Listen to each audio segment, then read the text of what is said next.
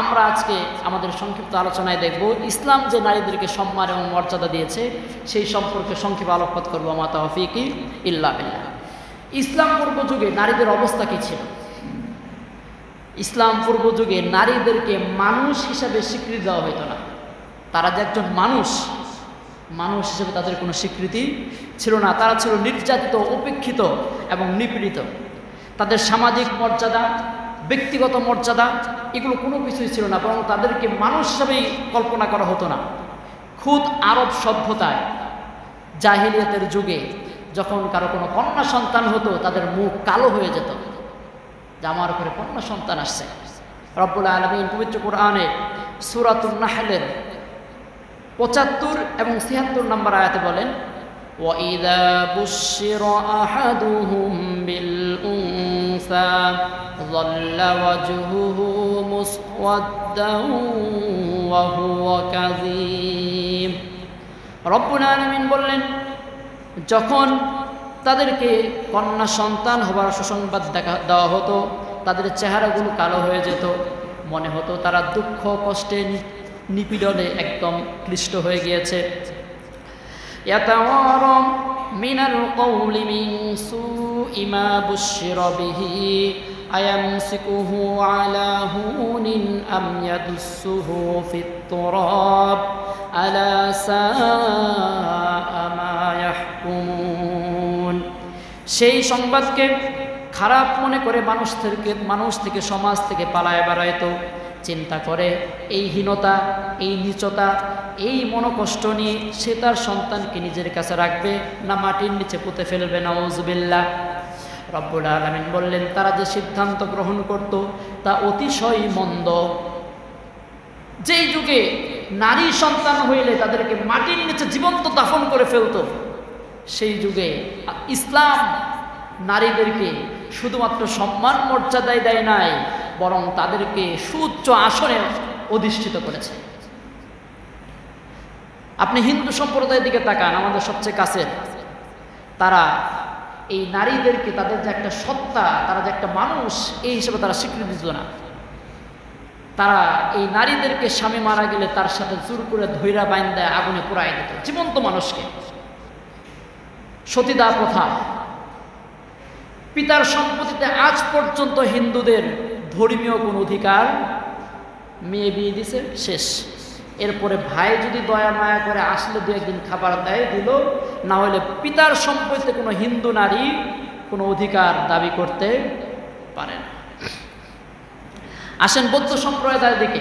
বৌদ্ধ সম্প্রদায় এই পৃথিবীর যত পাপ আছে, এই পাপের জন্য একমাত্র দায়ী তারাই নারীদেরকে করত।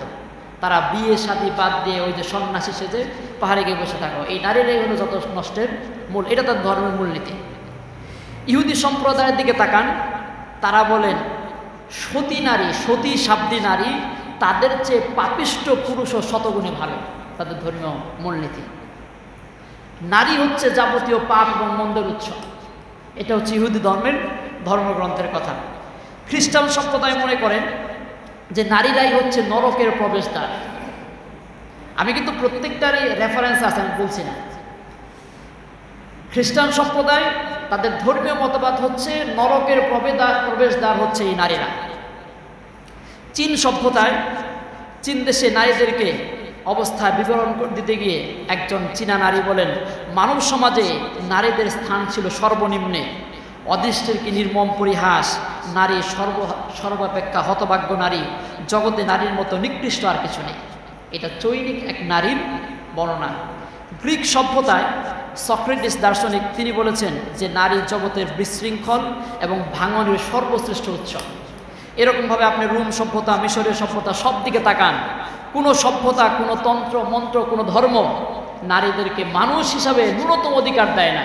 যেখানে ইসলাম নারীদেরকে সন্তান হিসাবে, কন্যা হিসাবে, বোন হিসাবে, মা হিসাবে, স্ত্রী হিসাবে তাদেরকে যে মর্যাদার আসীন অধিষ্ঠিত করেছে।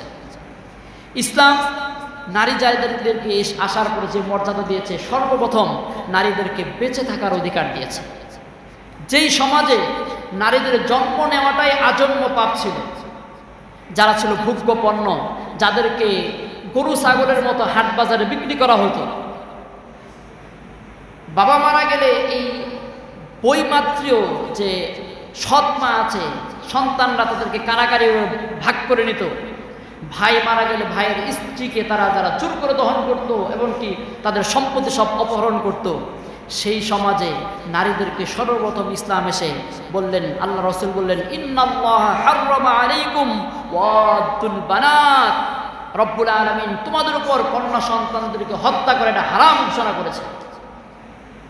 সহিহুল বুখারী 2408 নম্বর হাদিস। এই হত্যাকাণ্ড বন্ধ করার জন্য রব্বুল আলামিন পবিত্র কোরআনে কঠিন এবং কঠোর আয়াত নাযিল করেছেন। রব্বুল আলামিন পবিত্র কোরআনে সূরা তাকবীরের 8 এবং 9 নম্বর আয়াতে বলেন, ওয়া ইযাল মাউউদাতু সুইলাত বিআইয়ি যামবিন কুতিলাত।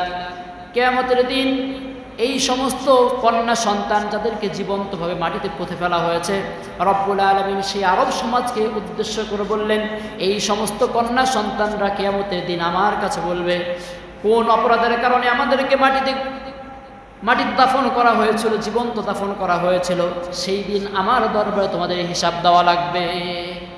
এইভাবে ইসলাম তাদেরকে জীবনের নিরাপত্তার বিধান করেছে। 2 নাম্বার, ইসলাম নারীদেরকে কন্যা হিসাবে স্বীকৃতি দিয়েছে। সুবহানাল্লাহ। আল্লাহ রাসূল বললেন, কারো যদি কোনো কন্যা সন্তান হয় আর সে যদি তাকে উত্তম রূপে ভরণ পোষণ করে বিবাহের আগ পর্যন্ত শিক্ষা দীক্ষা করে সুপাত্রে পাত্রস্থ করতে পারে, আল্লাহ তাআলা তাকে বিনা হিসাবে জান্নাত দেবে। সুবহানাল্লাহ। মুসনাদে আহমদের 17383 নম্বর হাদিস, আল্লাহ রাসূল সাল্লাল্লাহু আলাইহি ওয়াসাল্লাম ঘোষণা করলেন, মান কানাত লাহু সালাসু বানাতিন ফাসাবারা আলা আওলাদিহিন্না ওয়া আলা সরাইহিন্না দাখালাল জান্নাহ। আল্লাহ রাসূল সাল্লাল্লাহু আলাইহি ওয়াসাল্লাম বললেন, আল্লাহ যদি কারো 3টা মেয়ে সন্তান দেয়, এই 3টা মেয়ে সন্তানকে সে যদি উত্তম রূপে আদম কায়দা শেখায়, এমনকি কষ্টকর হওয়া সত্ত্বেও তাদের সাথে সৎ আচরণ করে, তাদের সাথে ভালোভাবে আচরণ করে, দাখালাল জান্নাহ, আল্লাহ তাআলা তাকে জান্নাতে প্রবেশ করাবেন। উপস্থিত এক সাহাবী হাত তুলে বললেন, ইয়া রাসূলুল্লাহ। ফাকাল রাজুলুন, ইয়া রাসূলুল্লাহ ওয়াল ইসনাইনি, হে আল্লাহর রাসূল, যদি কারো 2টা কন্যা সন্তান থাকে, আল্লাহর রাসূল বলে সেও জান্নাতে যাবে। বর্ণনাকারী সাহাবী বললেন, যদি কোনো সাহাবী বলতো যার একটা, আল্লাহর রাসূল মনে হয় তারও বলে দিতেন সে জান্নাতে চলে যাবে। সুবহানাল্লাহ। কন্যা সন্তানের জন্য আল্লাহর রাসূল এই সুসংবাদ দিয়েছেন। 3 নাম্বার, বোন হিসাবে তাদের অধিকার মর্যাদা ইসলাম দিয়েছে। এই একই হাদিস কাশফুল খাফা 2584 নম্বর হাদিস, হাদিসটার বর্ণনা একটু ভিন্ন। আল্লাহ রাসূল সাল্লাল্লাহু আলাইহি ওয়াসাল্লাম থেকে বর্ণিত হয়েছে, মান কানাত লাহু সালাসু বানাতিন আও ইখওয়াতুন, এই শব্দটা বাড়াই দিয়েছেন, কারো যদি 3টা কন্যা সন্তান থাকে, অথবা পিতা মারা গেছে, ভাইয়ের উপর 3টা বোন, আও ইখওয়াতুন 3টা বোন তার উপর দায়িত্ব পড়েছে, সে যদি ফাসাবারা আলা আওলাদিহিন্না ওয়া দাররাইহিন্না ওয়া সাররাইহিন্না, যদি তার কষ্টকর হওয়া সত্ত্বেও তাদেরকে উত্তম আদব কায়দা দিয়ে তাদেরকে বের তুলে, আদখালাহুল জান্নাহ, আল্লাহ তাআলা তাকে জান্নাতে প্রবেশ করাবেন। সুবহানাল্লাহ। তাহলে বোনকেও যদি কেউ লালন পালন করে, আল্লাহ তাআলা তাকেও কি করবে? জান্নাতে প্রবেশ করাবে। ইসলাম নারীকে স্ত্রী হিসাবে মর্যাদার আসনে অধিষ্ঠিত করেছে। সুবহানাল্লাহ। আল্লাহ তাআলা ঘোষণা করলেন, যেই সমাজে নারীদেরকে ভোগ্য পণ্য ছিল, বাজারে দাস কেনা বেচা হতো গরু ছাগলের মতো, যেই সমাজে কোনো নারী সুন্দরী নারীকে দেখলেই ভোগ করা যাইত, ইচ্ছা করলেই জোর যার মুল্লুক যার সব কিছু ছিল, সেই সমাজে আল্লাহ তাআলা সূরা নিসা আয়াত নম্বর 4 আল্লাহ বললেন, ওয়া আতুন নিসা সাদকাতিহিন্না নিহলা, তোমরা তোমাদের স্ত্রী হিসেবে যাদেরকে গ্রহণ করো তাদেরকে উত্তম পরিপূর্ণ মোহর দিয়ে তারপর তোমরা তাদেরকে স্ত্রী হিসেবে গ্রহণ করবে। এমনি এমনি নিতে পারবা না। আল্লাহ তাআলা সূরা নিসা আয়াত নম্বর 19 বললেন, ওয়া আশিরুহুন্না বিল মারুফ, স্ত্রীর সাথে খবরদার খারাপ ব্যবহার করতে পারবে না। দুনিয়ার জীবনে তার সাথে সৎ আচরণ, উত্তমভাবে বসবাস করতে হবে। হাদিস শরীফে আল্লাহ রাসূল সাল্লাল্লাহু আলাইহি ওয়াসাল্লাম বললেন, আলা ওয়াস্তাউসুল বিন নিসাই খায়রান, যে আমি তোমাদের স্ত্রী সম্পর্কে সৎ আচরণ, উত্তম আচরণ করার জন্য নির্দেশ দিচ্ছি, সুতরাং তোমরা আমার উপদেশ গ্রহণ করো। আর হাদিস শরীফে আল্লাহ রাসূল সাল্লাল্লাহু আলাইহি ওয়াসাল্লাম বললেন, পুরুষের চরিত্রের মাপকাঠি সে মানুষটা কেমন এটা যদি জানতে চাও আর কারো সার্টিফিকেট দরকার নাই, তার স্ত্রীকে যা জিজ্ঞেস করবে। আল্লাহ রাসূল সাল্লাল্লাহু আলাইহি ওয়াসাল্লাম বললেন, সুনানে তিরমিজি 3895 নম্বর হাদিস, খৈরুকুম খৈরুকুম লিআহলিহি। আল্লাহ রাসূল বললেন, তোমাদের মধ্যে সর্বোত্তম ওই ব্যক্তি যে ব্যক্তি তার স্ত্রীর কাছে উত্তম। এখন এই মামলায় যদি ধরা হয় আমরা কিন্তু অনেকে আটকে যাব। 5 নাম্বার, ইসলাম নারীদেরকে মা হিসেবে সম্মানের আসনে অধিষ্ঠিত করেছেন। সুবহানাল্লাহ। আল্লাহ রাসূল সাল্লাল্লাহু আলাইহি ওয়াসাল্লামের কাছে এক সাহাবী এসে বললেন যে, ইয়া রাসূলুল্লাহ, ইয়া হাবিবাল্লাহ, মান আহাক্কুন নাসি বিহুসনি সাহিবাতিহি। হে আল্লাহ রাসূল, আমার কাছে সর্বোত্তম আচরণ পাওয়ার সবচেয়ে বেশি হকদার কে? আল্লাহ রাসূল বললেন, ক্বালা উম্মুক, তোমার মা। ওই ব্যক্তি প্রশ্ন করলেন, সুম্মা মান, এরপরে কে? আল্লাহ রাসূল বললেন, ফা উম্মুকা, এরপরে তোমার মা। আবার বললেন, সুম্মা মান, এরপরে কে? আল্লাহ রাসূল বললেন, ক্বালা উম্মুকা, বললেন তোমার মা। ওই ব্যক্তি আবার বললেন, সুম্মা মান, আল্লাহ রাসূল বললেন, ফা আবুকা। ইসলাম নারীকে পুরুষের চেয়ে 3 ধাপ উপরে মর্যাদা দিয়েছে। 4 নম্বরে ক্যাটাগরিতে আমরা বাবারা। ইসলাম মায়ের পায়ের নিচে জান্নাত রাখছে, আপনার আমার পায়ের নিচে হলো জুতার স্যান্ডেল। ইসলাম মায়ের পায়ের নিচে কি রাখছে? জান্নাত রাখছে। আল্লাহ রাসূল বললেন, আল জান্নাতু তাহতা আকদামিল উম্মাহাত। জান্নাত তোমার মায়ের পায়ের নিচে। কোথায় খুঁজো? মারে সন্তুষ্ট করো, আল্লাহ জান্নাত দিয়ে দেবে। আল্লাহ রাসূল বললেন, ইন্নাল্লাহা হাররামা আলাইকুম উকুকুল ওয়ালিদাইন উকুকুল উম্মাহাত, যে তোমাদের উপর মাকে কষ্ট দেওয়া আল্লাহ এটা হারাম ঘোষণা করেছে। ইসলাম সেই সমাজে এসে নারীদেরকে শিক্ষা দীক্ষার অধিকার দিয়েছে। ইসলাম যেই যুগে, জাহের যুগে নারীদেরকে মানুষ হিসেবে কল্পনা করা হতো না, যাদেরকে শিক্ষা দীক্ষা ব্যবসা বাণিজ্য কোনো সম্পদের অধিকারী করা হতো না, সেই যুগে আল্লাহ রাসূল সাল্লাল্লাহু আলাইহি ওয়াসাল্লাম ইসলাম নিয়ে এসে বললেন তালাবুল ইলমি ফারিদাতুন আলা কুল্লি মুসলিম। মুসলমান প্রত্যেক নরনারীর উপর ইলমে দ্বীন শিক্ষা অর্জন করা ফরজ। কারণ নারীরাও ইসলামের বিধান আহকাম পালন করবে। যদি জ্ঞানী না থাকে তাহলে ইসলামের হুকুম আহকাম পালন করবে কিভাবে? আল্লাহ রাসূল সাল্লাল্লাহু আলাইহি ওয়াসাল্লামের স্ত্রী উম্মাহাতুল মুমিনিন হযরত আয়েশা সিদ্দিকা রাদিয়াল্লাহু তাআলা আনহু এবং উম্মাহাতুল মুমিনিন হযরত হাফসা রাদিয়াল্লাহু তাআলা আনহুর জন্য আল্লাহ রাসূল বিশেষভাবে তাদের লেখাপড়ার ব্যবস্থা করেছেন, তাদেরকে লেখা শিখাইছেন। এমনকি সাহাবীদের মধ্যে সর্বোত্তম ফকিহ ছিলেন আল্লাহ রাসূলের স্ত্রী আম্মাজান আয়েশা সিদ্দিকা রাদিয়াল্লাহু তাআলা আনহা। আল্লাহ রাসূল যখন ইন্তেকাল করেন তার বয়স মাত্র 18 বছর, আরো 40 বছর বেঁচে ছিলেন। সাহাবায়ে কেরামও যদি কোনো কিছু না বুঝতেন তারা কার কাছে যাইতেন? মদিনার শিক্ষক হিসাবে একজন নারীকে, যে সমাজে নারীরা ছিল একটা ট্যাবু, সেই সমাজে আল্লাহ রাসূল প্রতিষ্ঠিত করে গিয়েছেন। এমনকি সম্পদের অধিকার ইসলাম তাদেরকে দিয়েছে, যেই সমাজে তাদের কোনো সম্পদের কোনো অধিকার ছিল না।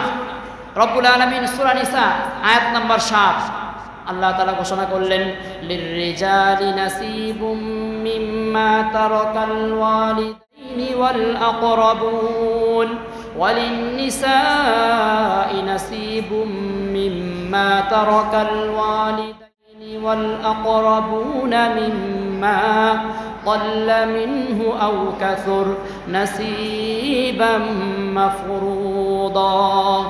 রব্বুল আলামিন ঘোষণা করলেন, পুরুষের জন্য সেই সম্পদে অধিকার রয়েছে যা তার পিতামাতা এবং নিকটতম আত্মীয় স্বজন রেখে যায়, আর নারীদের জন্য সেই সম্পদে অধিকার রয়েছে যা তার পিতামাতা এবং নিকট আত্মীয় স্বজন রেখে যায়। নারীদেরকে আল্লাহ তাআলা সেই সমাজে, সেই বাস্তবতার প্রেক্ষাপটে সম্পদের অধিকার হিসেবে ঘোষণা করেছেন।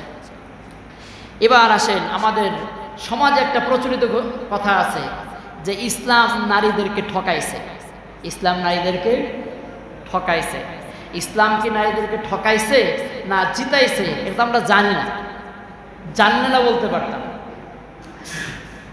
ওয়ারিসের সংখ্যা হচ্ছে মোট 12 জন। কয়জন? আপনি মারা গেলে আপনার সম্পত্তিতে 12 জন ওয়ারিস হয়। এই 12 জনের মধ্যে কয়জন নারী কয়জন পুরুষ জানেন? 12 জনের মধ্যে 4 জন মাত্র পুরুষ, আর 8 জনই কি নারী। পুরুষ হচ্ছে স্বামী পায়, পিতা পায়, দাদা পায়, আর হচ্ছে বই পিতৃ ভাই পায়। এটা হলো কোরআনের বর্ণিত ওয়ারিস। একটা হলো ওয়ারিস আর একটা হচ্ছে আসাবা, বুঝতে হবে। তাহলে ওয়ারিস মোট কয়জন? 12 জন। 12 জনের মধ্যে কয়জন পুরুষ? 4 জন। আর কয়জন নারী? 8 জন। আসাবা, আসাবা মানে হচ্ছে এই যে ওয়ারিস যারা, ওয়ারিসের অংশ কোরআনে আছে কিন্তু আসাবাদের অংশ কোরআনে নাই। ওয়ারিসটা সব নেওয়ার পরে যা থাকবে এটা হবে আসাবার পাবে। আসাবার মধ্যে, এই আসাবার মধ্যে 9 জন। আসাবার মধ্যে কয়জন আছে? এই 9 জনের মধ্যে 5 জনই হচ্ছে নারী, 4 জন হচ্ছে পুরুষ। তারপরে বড় বড় অংশ কোরআনে যে অংশগুলো নির্ধারিত আছে, যেমন আন-নিস, আর রুবু, আর-সুলুসু, এরকম বড় বড় অংশ যা আছে, সবচেয়ে বড় অংশটা আল্লাহ নারীর জন্য ডেডিকেট করছে, পুরুষের জন্য করে নাই। পুরুষরাই দেখবেন যে হচ্ছে এই যে সংখ্যায় তারা বেশি, পুরুষরা সংখ্যায় কম, তাহলে পুরুষরা বঞ্চিত। নারীর অংশ অনেক সময় পুরুষের সমান হয়, অনেক সময় নারীর অংশ কি হয়? পুরুষের সমান হয়। যেমন যদি মনে করেন পিতা জীবিত নাই, দাদা আর দাদি আছে, তাহলে এই নাতির সম্পদে দাদা দাদির অংশ কিন্তু সমান, এখানে কিন্তু আর কম বেশি নাই। আবার নারীর অংশ অনেক সময় পুরুষের চেয়ে বেশি হয়ে যায়। যেমন যদি মনে করেন কোনো ব্যক্তির পুত্র এবং ভাইয়ের অংশ যেহেতু নির্ধারিত নাই, পুত্র এবং ভাই এরা হচ্ছে আসাবা, পবিত্র কোরআনের ভাষায় এরা কি? আসাবা, ওয়ারিস না। তো যদি এরকম কোনো কেস হয় যে একসাথে মাইয়াতের পিতা মাতা এবং স্ত্রী এবং 2 জন মেয়ে আছে, পিতা মাতা আছে, স্ত্রী আছে, আর কয়টা মেয়ে আছে? 2টা মেয়ে আছে, সেক্ষেত্রে প্রত্যেক কন্যা পাবে হলো অংশের মূল সম্পদের 29.62%। আর যদি পক্ষান্তরে একইভাবে কোনো মিরাসের ব্যক্তির থাকে হচ্ছে স্ত্রী, পিতা, মাতা আর পুত্র থাকে, তাহলে এই ক্ষেত্রে পুত্র কত হবে জানেন? 27.08%। মানে এটা আমাদের সময় থাকলে আমি পুরোটাই বলতে পারতাম। সমপর্যায়ে একসাথে যখন 2 জন মিরাস হয় তখন অনেক সময় পুরুষ বঞ্চিত হয়, কিন্তু নারী বঞ্চিত হয় না। যেমন যদি মনে করেন নানি বেঁচে থাকে, নানি কিন্তু নাতির সম্পদে ওয়ারিশ হয়, 6 ভাই পায়, কিন্তু নানা বেঁচে থাকলে নানা পাবে? পাবে না। আল্লাহ তাআলা, আমরা তো শুধু একটা দেখি, আমাদের সামনে যেটা বলা হয় ইউসিকুমুল্লাহু ফি আওলাদিকুম লিয-যাকারি মিসলু হাযিল উনসায়াইন, 2 জন নারীর সমান কত পাবে? 1 জন পুরুষ পাবে। এই একটা দিক শুধু আমাদের বলা হয়, এইটাই কি মিরাসের সব দিক? এই একটা আয়াত দিয়ে কি পুরো মিরাস হয়ে যায়? এটা তো একটা খণ্ডিত অংশ, এটা একটা মিরাসের অংশ। আল্লাহ তাআলা পুরুষের অংশ নির্ধারণ করলেন কার অনুপাতে? নারীর অনুপাতে। আল্লাহ বলে নাই যে একজন ছেলে যা পাবে 2 জন মেয়ে তা পাবে, আল্লাহ বলছে 2 জন মেয়ে যা পাবে 1 জন ছেলে। এইখানেও আল্লাহ কাদের মানদণ্ড মানলেন? মেয়েদেরকে। এবার আসেন যে এই যে টাকাটা দেওয়া হচ্ছে, আসলেই কি নারীদেরকে ঠকানো হচ্ছে? ধরেন আমি একটা দৃষ্টান্ত বলি। বাবা ছেলে আর মেয়েকে, ছেলেটা বড়, ছেলে আর মেয়েকে নানার বাড়িতে পাঠাচ্ছে। ছেলেকে দিল 100 টাকা, বললো যে বাবা তুই 100 টাকা নে। মেয়ে দিল 50 টাকা, তুই 50 টাকা নে। বললো যে দেখ এই 100 টাকার মধ্যে তুই নানা বাড়িতে যাবি, 2 জনের ভাড়া দিবি, আর যদি তোর বোন কিছু খাইতে চায় তারে খাওয়াবি, তোর মামা তো ভাই বোন আছে তাদের জন্য কিছু নিয়ে যাবি, আবার ফিরে আসবি।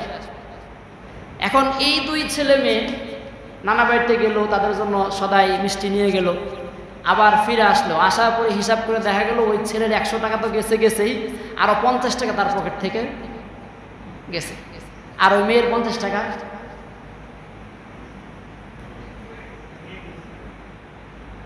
আল্লাহ তাআলা পিতার সম্পত্তিতে আল্লাহ যে অধিকার দিয়েছেন যে 2 জন কন্যা সন্তান সমান 1 জন ছেলে পাবে, এই ছেলের জন্য সব দায়িত্ব আল্লাহ তার ঘাড়ে চাপাই দিয়েছে। পিতামাতা বৃদ্ধ হইলে তাদের দায়িত্ব কার ঘরে? ছেলের ঘাড়ে না মেয়ের ঘাড়ে? পিতামাতার ওষুধপত্র, খাবার দাবার সব কিছু কার ঘাড়ে? পিতার সব কিছু দেখাশোনার দায়িত্ব কার? পিতার যত আত্মীয় স্বজন আছে তার জন্য মিলাদ মাহফিল করা লাগবে, তার জন্য অনুষ্ঠান করা লাগবে, দায়িত্ব কার? পিতার যত আত্মীয় আছে, তার বোন যদি বাড়িতে আসে, তার বোন জামাই আসে, ভাগ্না ভাগ্নি আসে, ঈদের সময় বোন জামাইরে কাপড় পাঠাইতে হবে, দায়িত্ব কার? আল্লাহ তারা একটু বাড়াই দিছেন, কিন্তু সব দায় দায়িত্ব আবার কার ঘাড়ে চাপাই দিছেন? ছেলের ঘাড়ে চাপাই দিছেন। যে আল্লাহ দেখতেছি আমরা বেশি, কিন্তু আসলেই বেশি না। দেখেন, ছেলে মানুষের পাওয়ার জায়গা ওই একটাই, পিতা বা ভাইয়ের থেকে, কিন্তু মেয়ের পাওয়ার জায়গা কত জায়গা থেকে? সে বাবার থেকে পাইতেছে, ভাইয়ের থেকে পাইতেছে, ছেলের থেকে পাইতেছে, বিয়ে হইলে স্বামীর থেকে মহারণা পাইতেছে, খরচ করার জায়গা একটাও নেই। আল্লাহ ইসলাম কি তারা ঠকাইছে না জিতাইছে? এখন আপনার কন্যা যদি নিজের থেকে চাকরি করে নিজেই যদি মনে করেন সব খরচ করে, এই দায়িত্ব ইসলাম তার দেয় নাই, সে নিজের কাঁধে নিছে কেন?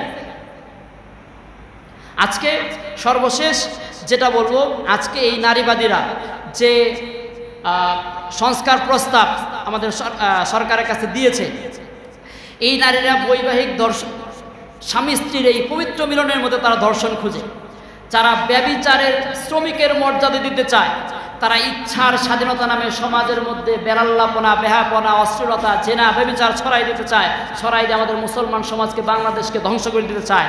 এই জেনা, ব্যভিচার ঘটিয়ে ইসলামী মূল্যবোধ সব কিছু ধ্বংস করে তারা জাহিলি সমাজ ফিরে আনতে চায়। এরা বৈবাহিক ধর্ষণের নামে নারী স্বামী স্ত্রীর পবিত্র বন্ধনের মধ্যে তারা দর্শন খুঁজে খুঁজে পরকীয়ার পথ উন্মুক্ত করে দিতে চায়। আজকে আমাদের দেশকে বেশ্যাবৃত্তি, পতিতাবৃত্তির দিকে ঠেলে দিতে চায়। এরা কি, যারা পতিতালয়ে আছে তাদের কাছে কখনো গেছে যে এরা কি চায়? এদের সাথে কথা বলছে যে এরা কি স্বীকৃতি চায় কিনা? এরা কি সেই জায়গায় তাদের নিজেদেরকে কল্পনা করতে পারে যে যেহেতু এটাকে একটা শ্রমিক হিসাবে, শ্রম হিসাবে স্বীকৃতি দিবে, সে কি ওই শ্রম করে টাকা উপার্জন করতে চায়? সে কি তার মেয়েকে ওই শ্রমিক হিসাবে ওই জায়গায় পাঠাইতে চায়? একজন বেশ্যা কি, যে পতিতা, সেও কি তার নিজের মেয়েকে ওই পেশায় দেখতে চায়? তারা কি তাদের সাথে কথা বলছে? এই নারী কমিশন তারা আসলে কি চায়? তারা কি স্বীকৃতি, এই যারা ওই নিষিদ্ধ জায়গায় গিয়েছে, তারা কি নিজের ইচ্ছায় ওই জায়গায় গিয়েছে, নাকি তারা তাদের সমস্যা বা অন্য কোনো কারণে গিয়েছে? এটা কি তাদের সাথে কথা বলছে যে তারা কি চায়? আমি তো বিভিন্ন টিভির চ্যানেলে দেখেছি অনেক এই সমস্ত মহিলা যারা, তারা চায় যে আমার এখান থেকে কীভাবে মুক্ত হয়ে সমাজে আবার ফিরে আসতে পারি, এই জন্য তাদের কত বাঁচার আকুতি। তারা চায় আমি যেটা হয়েছি আমার মেয়েটা যেন সম্মানজনক হয়, শিক্ষক হয়, ইঞ্জিনিয়ার হয়, ডাক্তার হয়, এইগুলো চেষ্টা করে। আজকে তাদেরকে আপনি এটা একটা পেশায় স্বীকৃতি দিয়ে তাদেরকে আপনি জোর করে ওই জায়গায় রাখতে চান। আজকে এই কমিশন আসলে স্বীকৃতি দিয়ে সম্মানজনক তাদের পুনর্বাসন সমাজে চায় না, বরং চায় এই সমাজে আরও এই পেশাগুলো থাকুক, আরও সমাজের ভিতরে পাপাচার এইগুলো চলে আসুক। তারা যে শারীরিক, মানসিক ও মনস্তাত্ত্বিক ট্রমার মধ্যে যাচ্ছে, এইখান থেকে বেরিয়ে এনে সমাজে তাদেরকে সম্মানজনক পুনর্বাসন করতে হবে। এই সমস্ত কিছু নারীবাদী, ধর্মবিদ্বেষী, নাস্তিক যারা এসি রুমে বসে থেকে এই নিজেদের কিছু সুপারিশ তারা লিখে দিচ্ছে, এরা কি কোনোদিন গ্রামগঞ্জের নারীদের কাছে আসছে? এরা কি কখনো শ্রমিক, গার্মেন্টসে যারা চাকরি করে, ইটের ভাটায় যে সমস্ত নারীরা কাজ করে, তাদের কথা শুনছে? আজকে সারা বাংলাদেশের সিংহভাগ নারীদের কাছে আপনারা যান, দেখেন তাদের মনোভাবটা কি। তাই সময় থাকতে আমরা সরকারের কাছে অনুরোধ জানাবো যে এই সমস্ত নাস্তিক, ধর্মবিদ্বেষী, মুরতাদ, এদের ষড়যন্ত্রে এখানে রুখে দিতে হবে। যেই দেশে আমাদের নারীদের ন্যূনতম নিরাপত্তা নাই, যাদেরকে রাস্তায় বের হইলে তাদের সঠিকভাবে ফিরে আসতে পারে এই নিরাপত্তা নাই, রাস্তায় ন্যূনতম টয়লেটের ব্যবস্থা পর্যন্ত নাই। আজকে আপনার আমার ঘরের নারীরা অসুস্থ হয়ে পড়তেছে শুধুমাত্র একটা কারণে। আজকে আমি যখন বাইরে যাই, আমার স্ত্রী পানি খায় না, কারণ কি? বাইরে প্রস্রাব করার সুযোগ নাই। এই প্রস্রাবগুলো আটকায় রাখা আজকে মেয়েরই যত সমস্যা, মূল কারণ হচ্ছে একটা। আপনার ঘরে ঘরে আপনারা সবাই জানেন, যেই দেশে নারীদেরকে ন্যূনতম এই সমস্ত অধিকার নাই, এগুলো বাস্তবায়ন, তাদের সম্মানজনক কীভাবে তাদেরকে পুনর্বাসন করা যায়, এগুলোর কোনো চিন্তা নাই। তারা আসছে পতিতাকে একটা স্বীকৃতি দিতে হবে পেশা হিসাবে। তাহলে আমি বলবো যে তোমরা যারা স্বীকৃতি চাও, তোমরা কি আগে ওই পেশায় নেমে পড়ো, তোমার মেয়েদেরকে আগে ওই পেশায় নেওয়া, তারপরে অন্য কথা বলো। সরকারকে বলবো সময় থাকতে এদেরকে লাগাম টানে ধরতে হবে। এই মুসলমানদের 90%, 95% মুসলমানের সমাজে যদি এই নারীর কমিশনের সুপারিশ বাস্তবায়ন করা হয়, মুসলমানরা দুর্বার আন্দোলন গড়ে তুলবে। মুসলমানরা স্বৈরাচার সরাইছে, যে কোনো সময় যদি এরকম ইসলাম এবং মুসলমানদের উপরে যদি কোনো আঘাত আসতে চায়, মুসলমানরা আবার আন্দোলনে ঝাঁপায় পড়বে। তবু এই বাংলাদেশে নাস্তিকবাদী, মুরতাদভাবে কোনো আইন এই বাংলাদেশে আমরা পাস হতে দিব না, ইনশাআল্লাহ।